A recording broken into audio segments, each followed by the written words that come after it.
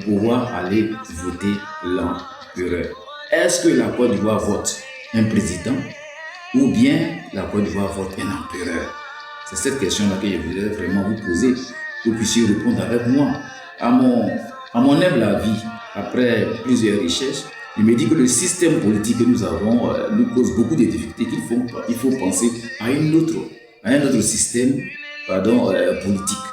Et j'ai opté, après mes recherches, je pense que le régime ou bien le système favorable à la Côte d'Ivoire sera le système parlementaire comme vécu en Suisse.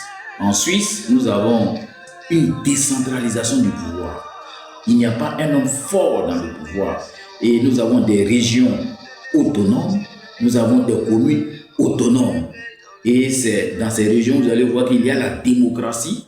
On vote des lois dans les régions là. Et ces régions sont indépendantes, agissant avec leurs propres impôts. Et ces régions arrivent à se développer elles-mêmes. C'est aussi le cas pour les communes. Donc, pour moi, il faut décentraliser, enlever tout ce grand pouvoir d'empereur au président de la République de la Côte d'Ivoire en nous fondant avec un nouveau régime. Et donc, le régime de la Suisse est vraiment un bon régime pour moi et je voudrais vraiment savoir, vous aussi, qu'est-ce que vous en pensez?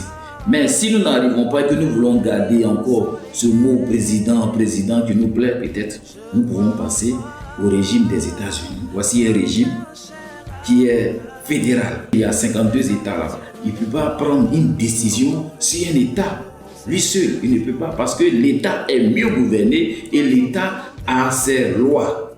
Il y a la loi fédérale, mais l'État a ses lois. Donc le président de la République ne peut pas du jour au lendemain prendre des décisions comme ça. Mais le président de la République des États-Unis est l'homme le plus puissant du monde.